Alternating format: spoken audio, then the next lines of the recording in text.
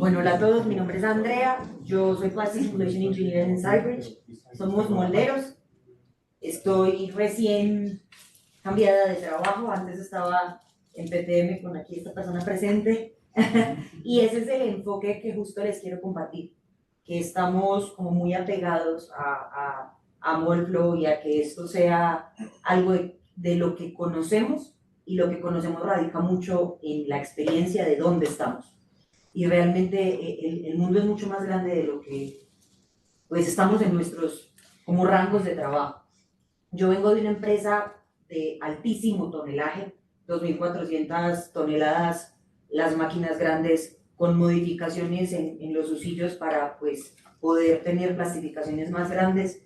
Y ahora estoy en microinyección, medicina, 8 gramos de piezas, y a los dos funciona muy bien. Entonces, mi idea es explicarles y compartirles el mensaje que tenemos que abrir un poquito la mente y sale en lo que yo estoy pasando en este momento, de cómo son dos mundos diferentes y cómo es la física la que cambia y cómo es un universo totalmente diferente según cómo afrontemos cada una de las cosas, ¿no? Entonces les pongo esto para iniciar. Es un caso real que ustedes, por ejemplo, seguramente tienen mucho que ver con esto, un tablero automotriz, no sé, 850 gramos, no sé si les haga sentido, y un conector médico de 2 gramos.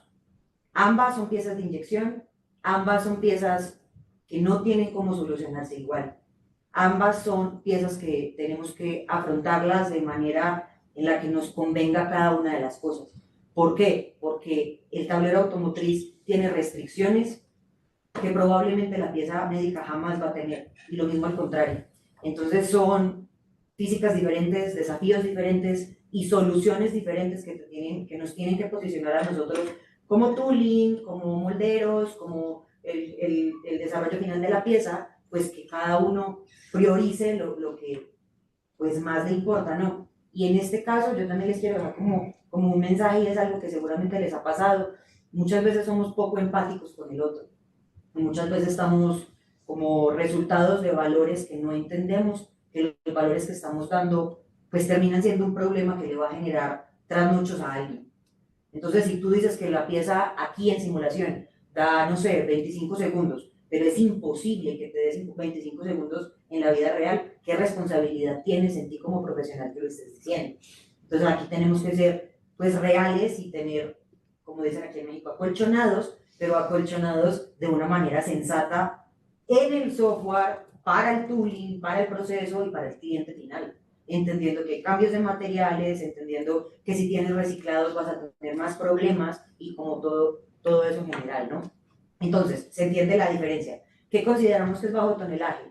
No sé, menos de 150 toneladas, menos de 50 gramos de disparo. Son máquinas que probablemente son grandes, no sé cuáles tengan ustedes en cada una de las plantas, pero que tienen, no sé, dispositivos médicos, conectores, engranes pequeños. Nosotros en este momento estamos trabajando con engranes para dispositivos de corazón. Entonces son piezas que son exageradamente pequeñas, pero que tienen que ser exageradamente precisas. Que obviamente le estás poniendo la pieza que estás trabajando a alguien adentro. O sea, no puedes equivocarte al respecto, ¿no? El tonelaje medio yo considero que es el que está como comúnmente en todo. 150, 500 toneladas, es mucho más fácil conseguir en la industria pues una máquina de 600, 700 toneladas, y ya pasa el alto tonelaje, que ya son de 500, no sé, digamos 500.000 a 4.000 toneladas, que hago esta distinción. ¿Por qué? Es muy fácil encontrar alto tonelaje con bajos disparos. Normalmente en automotriz hay alto tonelaje, pero que no requieres piezas pesadas. Y la inyección la tienes que entender muy diferente cuando tienes gobiernos por masa. ¿Por qué? Porque en este caso tienes mucho plástico, vas a tener mucho tiempo de residencia y vas a tener disparos que son más de 10 kilos. No puedes trabajar el mismo respecto con 10 kilos de disparo a uno de, no sé, 1 kilo. Entonces la velocidad y el dinamismo de tu proceso es muy diferente, depende de dónde estés como parado, ¿no? ¿Y cuál es? Pues ya todos tenemos claro, pero no es hora de decirlo. ¿Cuál es, en dónde radica la diferencia? Puede ser el mismo material, la misma presión, pero el área proyectada va a cambiar absolutamente todo. Y lo que requieres para cada uno de los lados, pues también cambia absolutamente todo. ¿Qué les quiero compartir del universo del bajo tonelaje? Lo separé como para que se entiendan las diferencias. Esta pieza que estamos viendo ahí es un EpiPen, es como una de las cosas de las, como un lapicero de insulina, en donde la mayoría de personas la tienen que tener pues en su bolsillo o en algo así, es algo relativamente pequeño. Pero, ¿qué pasa? Cuando tú estás trabajando con bajo tonelaje o con piezas muy, o sea, muy ligeras o muy pequeñas, lo que más te importa es la precisión. ¿Por qué? Porque si en esta pieza te equivocas, no sé, como estoy poniendo aquí, una desviación de 0.05 milímetros, te genera un 2.5 de error. No te puedes dar el lujo, y ustedes creo que los de automotriz entienden también, a que no te ensamble una pieza. Pero esos 2 puntos, estos 2 milímetros son muy normales en piezas grandes y estás adentro de tolerancia. Entonces, ¿en dónde estás para que la tolerancia te funcione o no? Y aparte, esas tolerancias también te impactan muchísimo económicamente hablando, más en bajo tonelaje que en alto tonelaje. ¿Por qué? Porque en el moldeo, o sea, en el moldeo de bajo tonelaje de piezas multicavidades, tienes que tener una repetibilidad de máquina casi que no puedes cuestionar. O sea, porque tú tienes que tener tu máquina, no la hacemos a la perfección, ¿no? Pero si tú estás corriendo 32, 64 cavidades y cambias de una fase a otra o de una máquina a otra, ya no te va a dar la misma economía. Y en esta industria lo que estamos persiguiendo es valor económico. O sea, sí estamos persiguiendo también piezas bien hechas, pero lo que estamos persiguiendo es plata. Entonces, es muy lindo que queramos hacer un proceso bien hecho, pero tenemos que hacer procesos que sean económicamente viables, ¿no? El control de temperatura, en este caso, una de las partes más importantes es que en alto tonelaje, ahorita se los menciono, 5 grados está bien entre la salida y la entrada de un circuito de enfriamiento.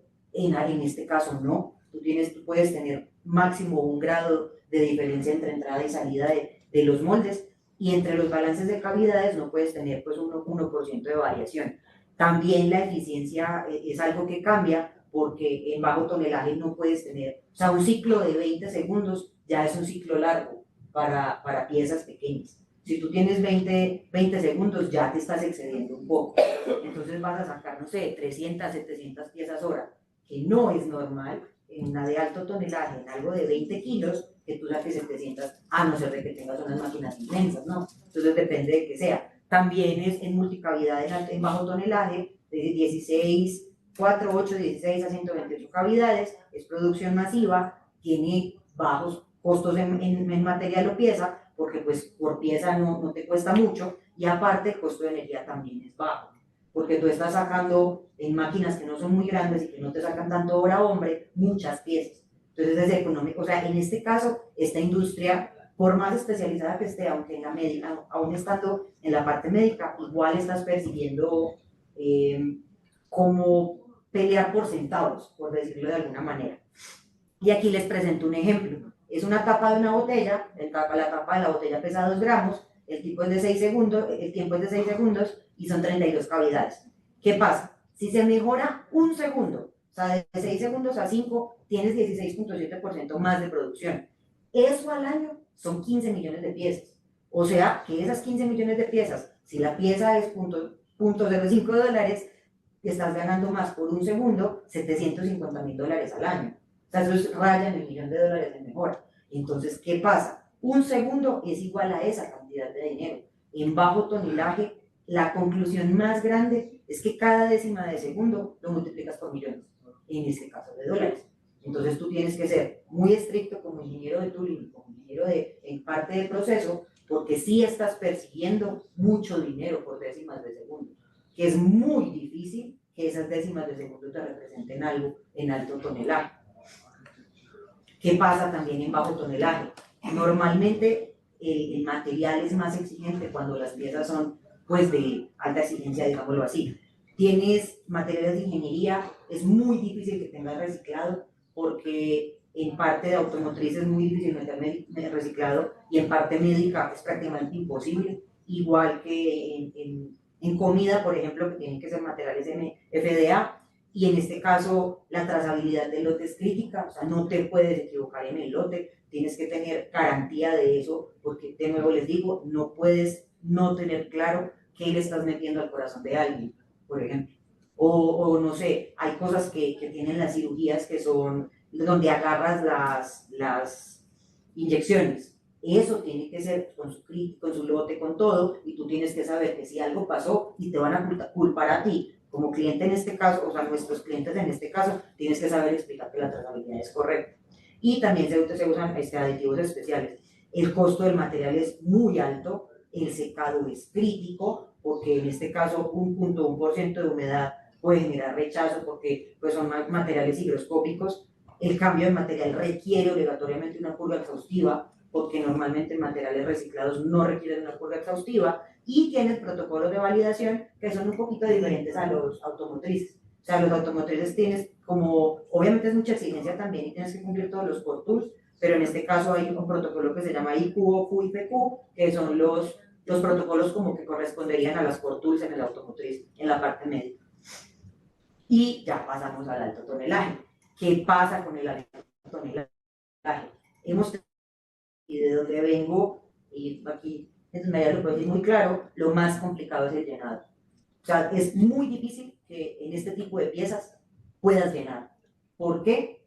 Porque tienes runners muy grandes, requerimientos de presión muy altos, y es muy difícil que cumplas con los requerimientos físicos que se te exigen.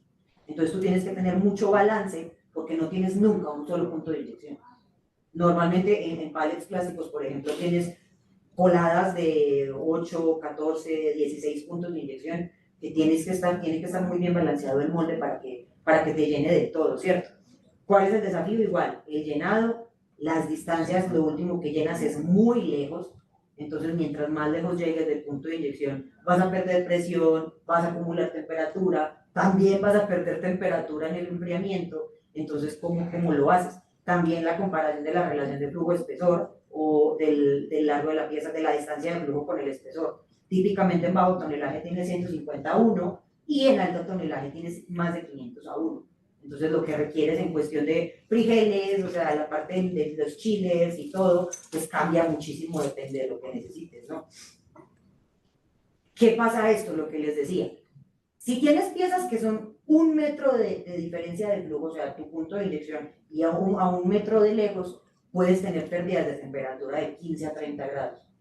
O sea, ¿cómo compensas en el molde que estés perdiendo de la entrada a la salida o que estés adquiriendo 15 grados más? O sea, tienes que tener pues unas partes como térmicas o termorreguladores muy complejos para que eso se pueda dar. También puedes que tengas el aumento de la viscosidad, las caídas de presión son grandísimas y, que es lo que nos pasaba siempre, tienes solidificación prematura, o sea, tiro corto. No sé si a ustedes también les pasa con las fascias que tengan tiro corto comúnmente, pero con Moldflow pasa muchísimo que por la matemática del software te dé tiro corto normalmente al 98. No sé si obviamente todos tenemos esa experiencia, tienes tiros cortos del 95 para arriba. Si en Moldflow te da tiro corto del 95 para arriba, en la vida real lo van a compensar. Probablemente sí. O sea, probablemente en la vida real ese tiro corto no va a ser tiro corto. Entonces, ¿dónde está el expertise o cómo hacemos para que el tiro corto que estemos sacando en Moldflow en la vida real pues sea algo que sea trabajable, ¿no? Entonces, ¿qué se puede hacer en este caso? En Moldflow y en la vida real. Optimizar la velocidad de inyecciones y la temperatura, que es lo que hacen en piso normalmente, controlar la viscosidad también, las velocidades de inyección altas, pero controladas, porque si vamos con velocidades de inyección muy altas, pues si hallamos el material, o múltiples etapas de velocidad para controlar, que eso es otra sugerencia. Se puede probar y es mucho más práctico probar en Moldflow todos los perfiles antes de la vida real. El problema en este caso, y creo que también lo hemos tenido todos, es que en piso crean, porque normalmente en piso no le tienen la fe que deberían tener a este tipo de herramientas, hasta que algo falla. Cuando algo falla, ahora sí creen, ¿no? Entonces, exactamente, entonces tú tienes la solución del problema cuando ya el problema existe. Entonces, ¿cómo hacemos para que nosotros, como decía ahorita Juan, nosotros que estamos aquí en el compu y nosotros que estamos aquí frente a la simulación, tengamos la credibilidad de piso y piso sepa que no somos un enemigo, que somos más bien como mancuerna para que pues, los procesos se den? Y En este caso, en alto tonelaje, el enemigo principal, pero invisible, son las líneas de soldadura. ¿Qué es lo que pasa? Y es algo que yo también les quiero como dejar muy claro. Normalmente tú no sabes la pieza que estás haciendo. O sea, es muy difícil que tú tengas el conocimiento estructural de la pieza, porque tú no sabes en dónde le van a pegar. O es muy difícil que tú sepas en dónde lo van a agarrar y que ahí esa parte en frecuencia sea la parte en donde va a fallar. ¿Qué sería el ideal? Que si es una parte de un grid, o ustedes que corren también estructural, el que haga estructural tenga conciencia de la inyección, porque si diseñan algo en donde un grid tenga una línea de soldadura, la pieza va a fallar. O sea, no es pregunta, la pieza va a fallar. Y aquí lo podemos predecir. Pero muchas veces estamos acostumbrados a que el diseño esté por un lado, proceso esté por el otro y no se junte. Sí, o sea, se ríen porque saben que es verdad, porque es así. O sea, no, es muy difícil que en las plantas estemos como todos alineados. ¿Y qué pasa? ¿Cómo hacemos? En este caso, nosotros como molderos muchas veces no sabemos en dónde va la pieza. ¿Cómo aporto yo la parte estructural si no sé ni siquiera qué es la pieza? Entonces yo creo que la curiosidad técnica nos tiene que ir un poquito más y hablar un poquito más para decir, ¿dónde vas a poner eso? Ok, sí, ¿eso qué es? Porque a mí me llegan el nombre y ni siquiera sabemos qué es algunas veces.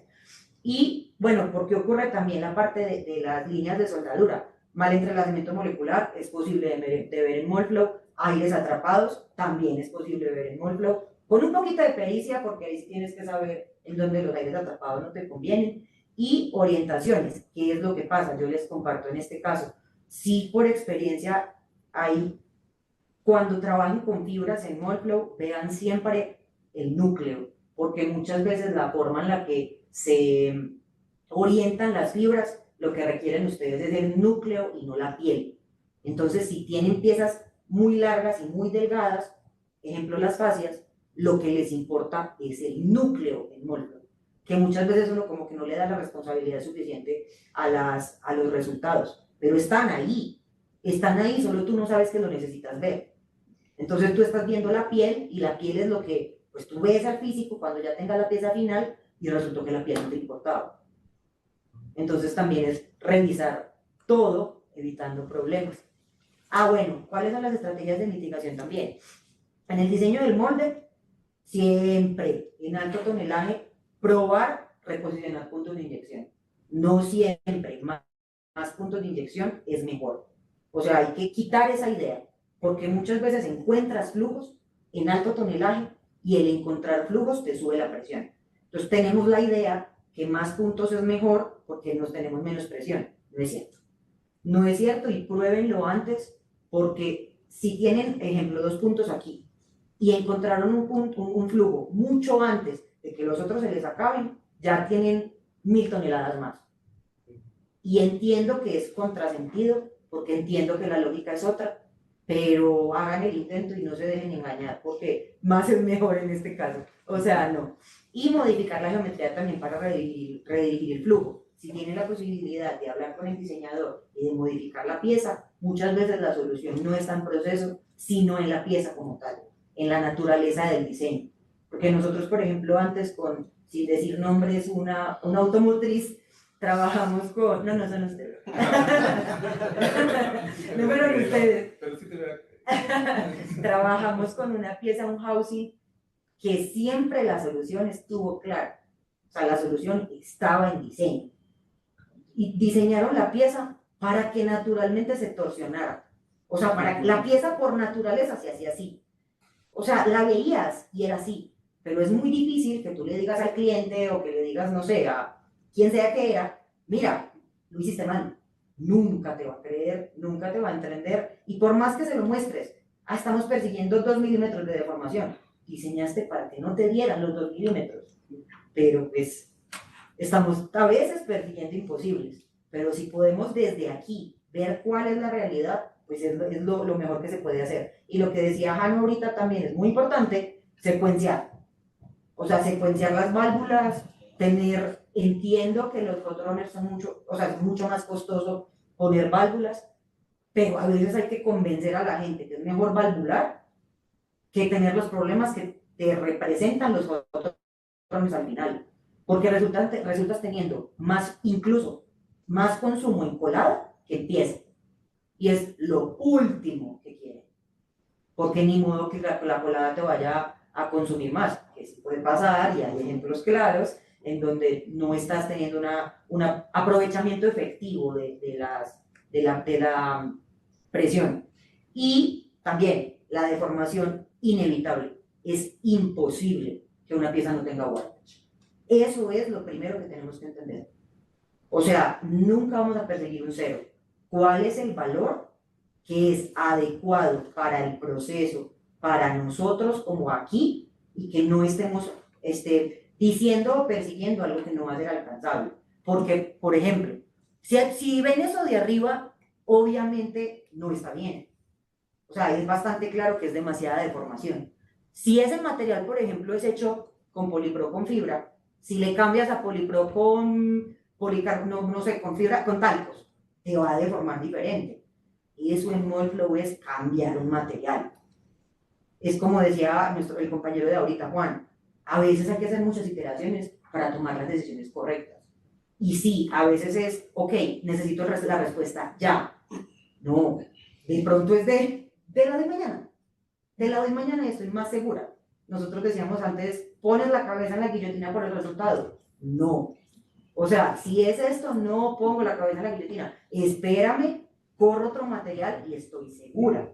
O seguro, o quien sea, no. Pero muchas veces por responder muy rápido, y aquí en simulación es muy claro, respondemos rápido sin entender que una respuesta de 2 horas más le pudo salvar la vida, el puesto, el tiempo o las trasnochadas a alguien, porque eso sí es lo que pues termina afectando esto. Y también otra cosa, el warpage también implica en scrap, en dinero, en problemas y que probablemente te corran. ¿Por qué? Si tienes mucho scrap y tú fuiste el responsable, pues obviamente ¿quién va a pagar el scrap? Pues o la empresa o tú. Entonces hay que ver que desde aquí se eviten, ¿no? Y, importante, en alto tonelaje la economía es un problema significativo porque son moldes muy costosos, procesos muy costosos, material, o sea, todo está por multiplicado. Entonces, ¿qué pasa? Tienes alto consumo energético porque todo es grande, te cuesta el disparo, te cuesta la mano de obra y no puedes perseguir mejoras en ciclo, porque tu mejora en ciclo es muy corta y los ciclos son muy largos. Entonces, la optimización del proceso es súper crítica en este caso. Pero no es un segundo. Obviamente un segundo te va a dar más pieza, pero económicamente no va a ser tan viable. Entonces, en este caso, en bajo tonelaje estás persiguiendo número de piezas en economía y aquí estás persiguiendo estabilidad en economía también, desde las poquitas piezas que puedes hacer más con menos. Y en este caso, en alto tonelaje, normalmente el enfriamiento domina el ciclo. O sea, normalmente requieres tiempos muy largos de enfriamiento porque tienes mucha masa y tienes mucho material, y el reto es que tú logres líneas de enfriamiento que sean adecuadas. Ejemplo, en bajo tonelaje o en piezas pequeñas, normalmente tienes espesores muy pequeños. 1 milímetro, si tú tienes 1 milímetro de espesor, asumamos que esto es 1 milímetro, lo vas a enfriar muy rápido. O sea, 1 milímetro no es muy difícil de enfriar, pero si tienes espesores de 4 milímetros, tienes una masa muy caliente para que se te enfríe desde el núcleo hasta la parte de afuera de la pieza. Entonces requieres sacar mucho más calor. En este caso, más calor que tienes que remover, son circuitos más largos, más caída de presión y las zonas son muy difíciles de enfriar. Entonces, ¿qué pasa? Desde aquí yo entiendo que el Mold Flow es muy perezoso hacer la parte del cooling. Yo sé, porque normalmente no lo hace nadie. O sea, normalmente estas líneas de enfriamiento, si no te las da el moldero, la mayoría de gente no las corre. Y entiendo que el moldero cobra mucho más por eso. Pero el secreto en sacar a veces moldes que sean lo suficientemente buenos es empezar desde aquí. Y sí, entiendo, es complicado, es hacer unas líneas de las que de pronto tú no tienes control, pero vale la pena. O sea, vale la pena que trabajen desde el enfriamiento para ver las caídas que está pasando y para ver desde aquí cómo lo pueden trabajar. Y si necesitan baffles, bobblers o todo lo que corresponda, depende del enfriamiento que quieren. Y aquí también empieza como ya el grueso técnico de Molflow. Lo que yo les decía a Anu ahorita, estas piezas son exageradamente grandes. Y como son exageradamente grandes, no puedes tener mallas tan específicas, pero sí las requieres. Entonces, normalmente se tienen 1 millón de elementos, 3 millones de elementos, y sabes que va a ser una simulación por día más o menos, si tienes compus muy potentes, y no lo puedes correr en un compu que no tenga, o sea, nada, o sea, tienes que tener excelente tarjeta gráfica, tienes que tener exactamente un procesador absurdo, muchos núcleos, que eso también es algo, en este caso puedes modificar los núcleos, entonces eso también es algo que, o sea, puedes revisarlo al menos y puede ser algo de lo que puedes ver o agarrar en tu simulación. El tiempo de cálculo normalmente 3 a 8 horas, entonces si tienes una jornada de 12 es muy difícil que veas los resultados en el día, es más fácil bueno, ¿en qué pasa al contrario? En bajo tonelaje no tienes mallas tan grandes, pero sí tienes mallas muy dedicadas y muy detalladas, entonces hasta se compensa. Aquí no lo tienes tan detallado, inmenso, y en el otro lado tienes piezas muy pequeñas, pero que tienen que estar exageradamente bien malladas.